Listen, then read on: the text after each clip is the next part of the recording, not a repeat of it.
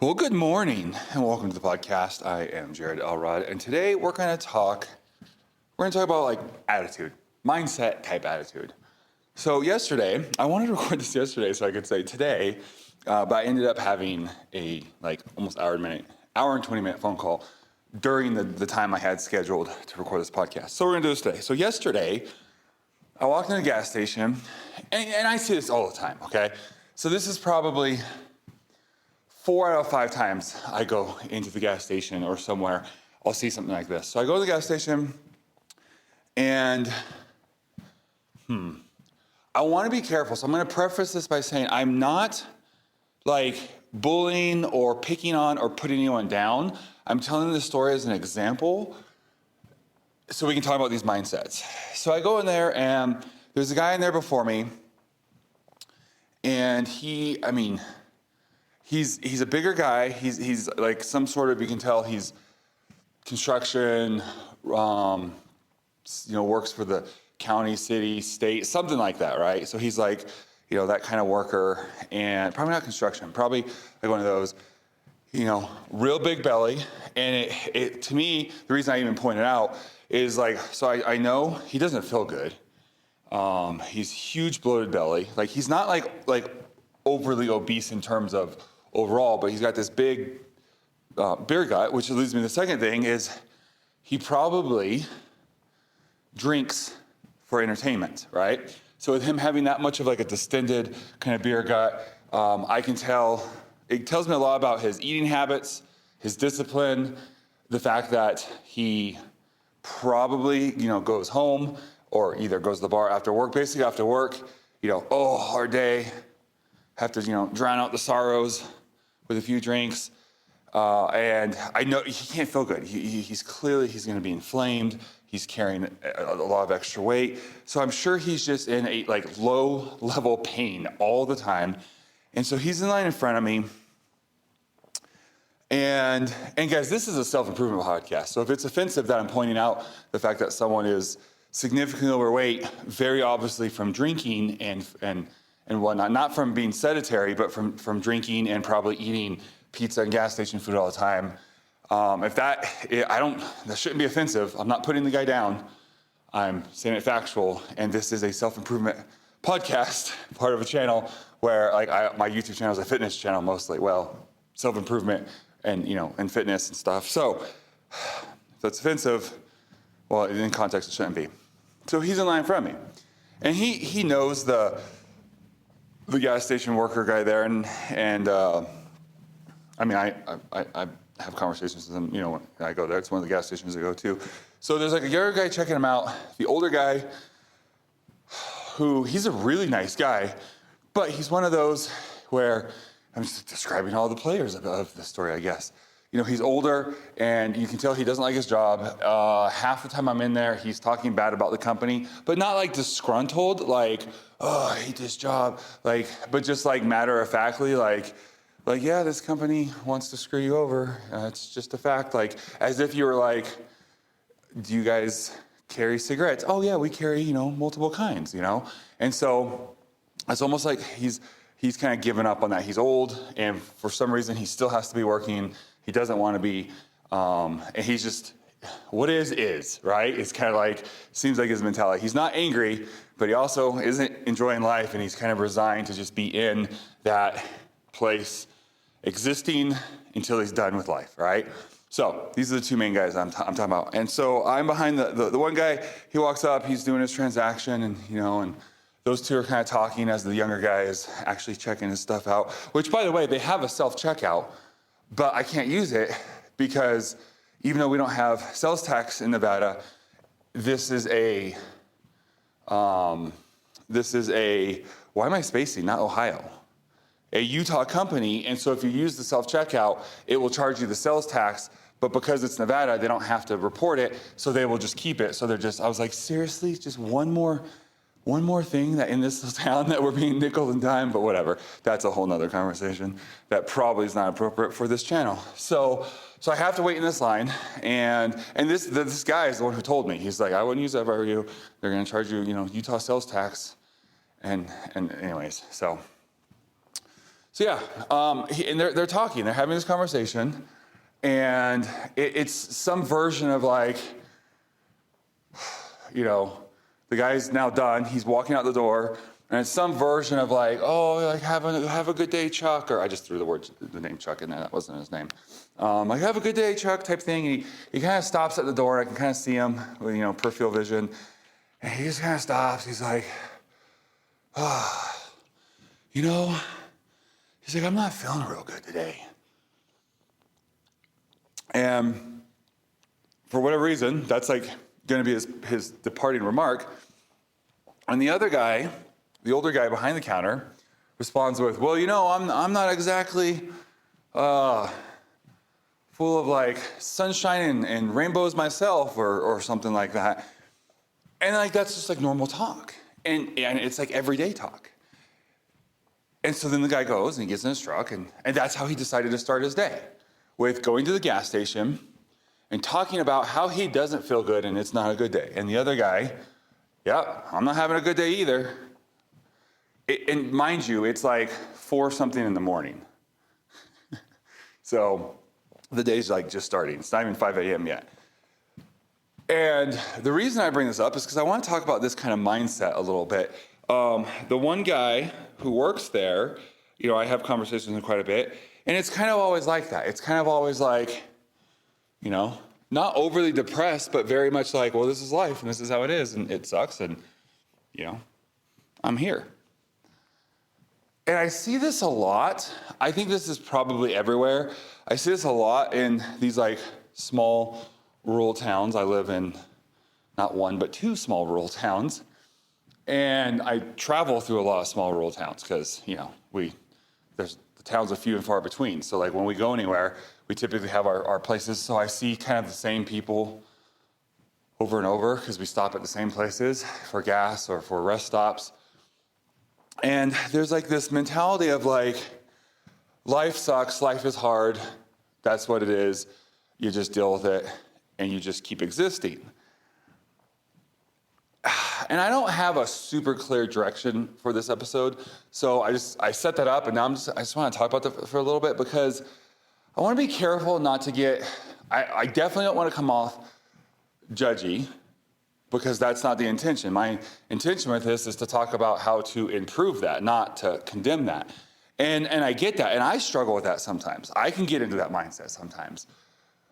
But when you're starting every day and continuing out every day with some version of like, oh, you know, just hanging on, still here, just barely hanging on, you're like cementing that in. And, you know, we go into places and it's just everyone, it seems like everyone is around has given up on life, right? You know, I'm sure you've seen this. You go into a store and the person is behind the register, like on their phone, and they're like super slow, you know, like it's like in slow motion, right? You walk up and they're like just on their phone, and you stand there for a second, and then they, after like maybe, you know, 5 to 10 seconds of you just standing there with your things ready to check out, they slowly put their phone away. How's it going?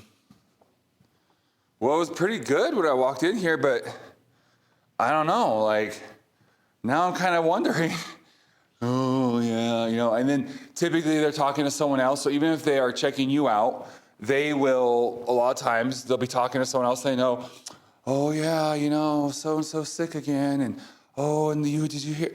And it's just like this constant, like, negativity, and, like, our environment, so maybe this is the direction we'll go with this, it's a big factor. And so if you're constantly, all the time, telling yourself that life sucks, life is hard, this is as good as it gets, you know, it's over, you just have to survive, you know, oh, the government screwed us over, oh, you know, because of where we live, it's screwing us over. Like, it's going to be hard.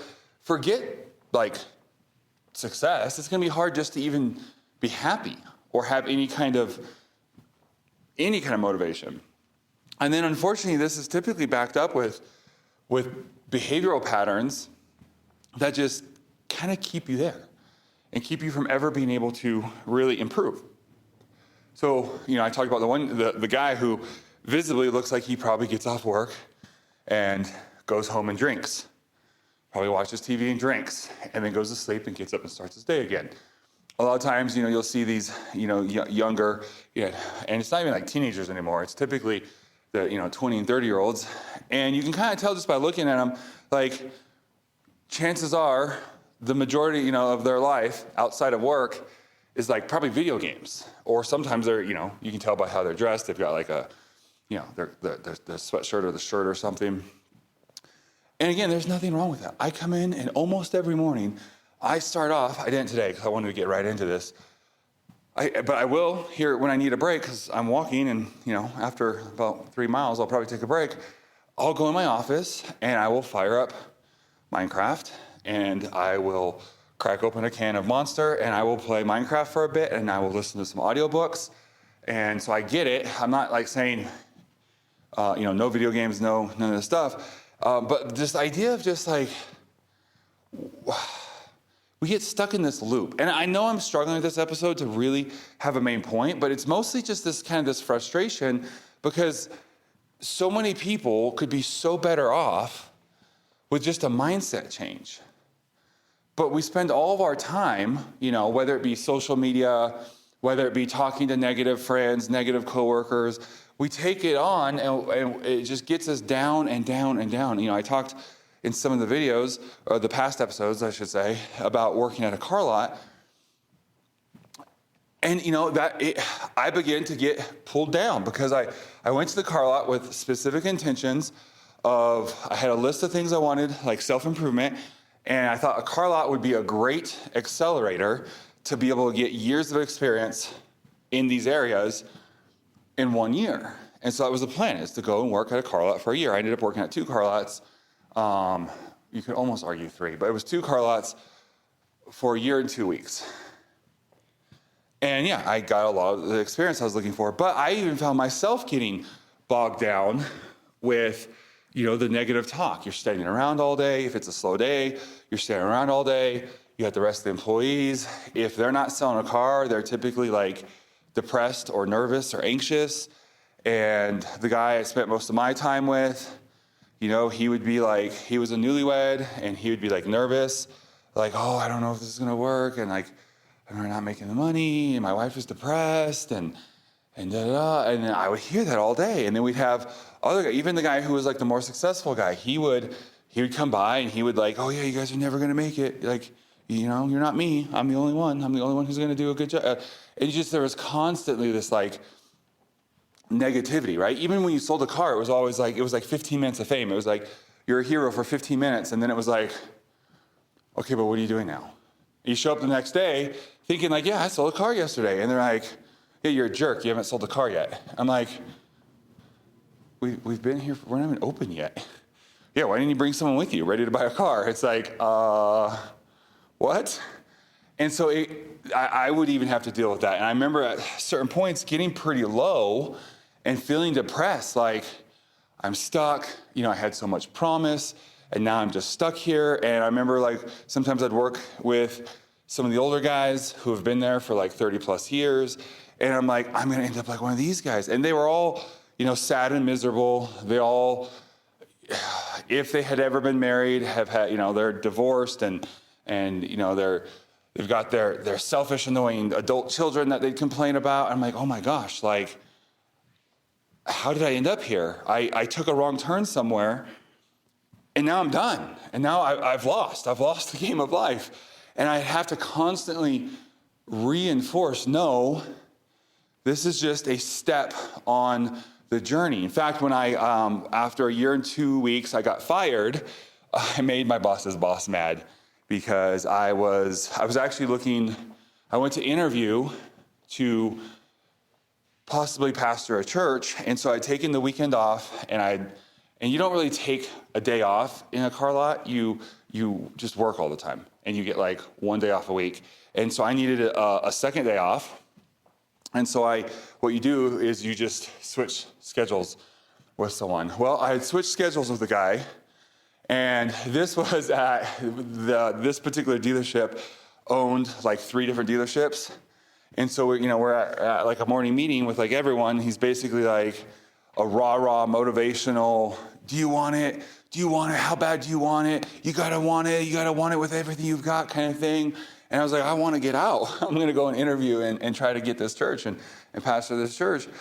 And ironically, I'm actually pastoring a church in Nevada terms, just down the road from that church. And I drive through that town quite a bit. So he's doing this motivational thing, and then he's like, so none of this like switching schedules to half the time. You gotta be here all the time. You gotta be here half the time on your day off. You gotta come in for half a day to make a car sale. Like, you gotta want it. You gotta want it so bad. Right? And I was like, I'm glad I'm getting out of here. And so I ended up going in and I had the day off, to go and do the interview. That's a whole other story. Short version is I did not end up even making it to the interview, much less getting the position. But again, that's a whole other story. And so, I come back and he pulls me in to the office and he fires me basically, because that whole meeting was basically just indirectly to tell me not to go and do this. But I was with him, so he made up a bunch of other stuff about like all these other things and all this stuff. And so he ends up like firing me, right? And so he leaves because he goes back. I'm at the Nissan dealership. He goes back to the Ford dealership. And my actual boss, my manager of the Nissan dealership, he tells me, he's like, hey man, he's like, sorry, like you just got caught in this kind of weird thing. He's like, look, I'm actually not allowed to do this. So don't I could get in trouble. So don't tell anyone here. He's like, because in the car lot world, when you get fired, it's not really that big of a deal because you just go down the road to the next dealership and you work there and you just bounce around. And there's really no vacation time. So typically how people at a car lot get vacation is they either quit or they get fired. And then, so for example, I saw numerous times that when I was working there, a guy would quit and he'd get in a fight with a manager or something, and then he would quit or he'd get fired. And he'd go take, 2, 3, 4 week vacation, and then he'd come back and they'd hire him back again. And it was the weirdest thing. I was like, wait, what? And so he was like, hey, yeah, don't tell anyone I could get in trouble for this. He's like, but if you just go down the road, that was the other thing is sometimes they'd get fired or get in trouble. They'd go work somewhere else for 6 months, a year, and then come back, right? And so they just moved around all the time. He goes, if you just go down the road, tell them to call me, and I will basically give you a recommendation for them to hire you, and you'll have a job by the end of the day. And so I could have literally I just would have gone down the road. It was technically a nicer dealership, and could have rolled in there and said, hey, I just got let go. I almost said the name. I just let go from such and such dealership, but it was my boss's boss who fired me, and my actual manager told me to come down here and told me to tell you to give him a call for a recommendation. Could I start in the morning? And there's a 99-point-something% chance that they would have been like, yeah, be here at such and such time, fill out paperwork. Cool.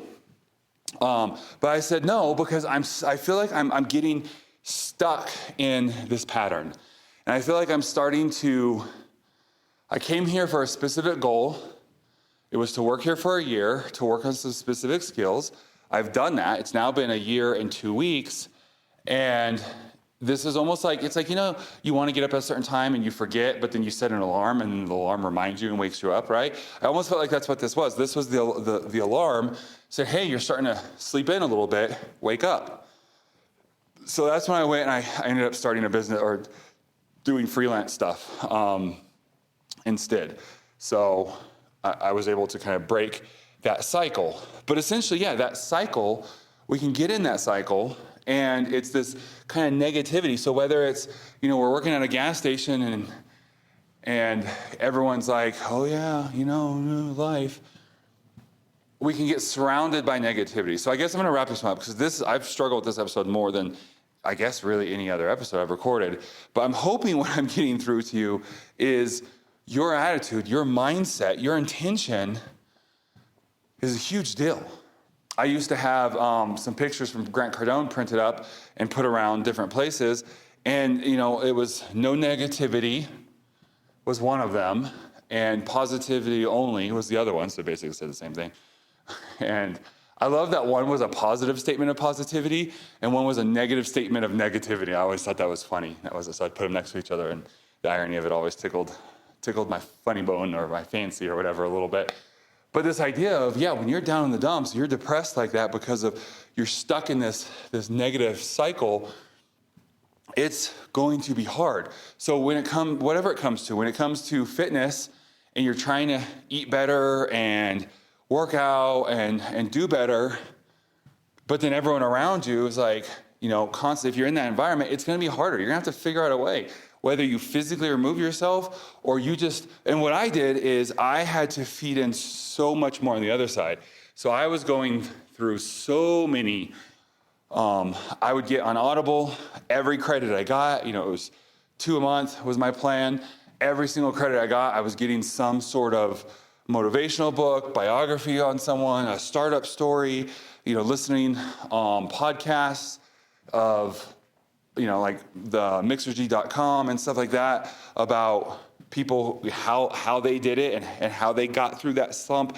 And so I was constantly reminding myself, Jared, you're not a loser. It's not over. You're just in a low. And I'd listen to stories, especially on Mixergy, and they talk about how and then everything was going terrible, and they were living in their car, and it was raining, and the roof of their car was leaking, and they were trying to sleep. And then the cops came and woke them up in the middle of the night after they could finally fall asleep and was like, what are you doing? You can't do it. You got to get out of here. We're going to arrest you. And I didn't know what I was going to do. Ed Milet's story about how at one point, their power was shut off or their water was shut off, and him and his wife would have to go down to the pool in their apartment to shower before going out, to work and trying to make some money. And he'd have to stand guard while his wife was showering because there was just a pool, like a outdoor shower for the pool. And he'd have to hold a towel while she was showering, and all these stories. But look, you're not alone. Other people have gone through stuff. Yes, you're stuck here at this car lot, and it seems like you failed on this game of life. You failed, and now you're down on the bottom rungs. But keep going. You can keep going. And I had to make changes. Now, what I wish I'd done to accelerate this is not only just keep going, but and I've talked about this in past episodes, I really needed to take a hard look at myself and see some of the patterns and mindsets and character things that were causing me to stay in these loops. And like I said, I wish I'd done that much sooner, because it would have made getting out a lot faster and a lot easier. But at the end of the day, I was surrounding myself with that. So it's hard for me when I go into a place like this and they're like, oh, I don't feel good. Oh, it's just another day. Oh, yeah, well, I'm not much any better. My life sucks too. And I want to be like, guys, fellas, time out. All right, everyone, grab a drink, sit down. Let's have a conversation. I can fix this for you. But ultimately, I can't. All I can do is show them the way. And they would have to be the ones to put in the work, put in the effort. And I don't know. Hopefully that was helpful. I'm going to end this because otherwise I'm going to keep going on and I'm just going to, keep going more and more stories. So I don't know. I feel like I struggle with today's episode quite a bit. I sound like a better idea in my head, and then I was struggling a little bit, but I feel like there was at least enough in there that I'm not going to delete it. So hopefully it was a benefit to you. If not, I'll see you in the next episode. Sorry. Hopefully it wasn't a waste of your time at least. And I'll see you in the next episode. Love you. Have a blessed day.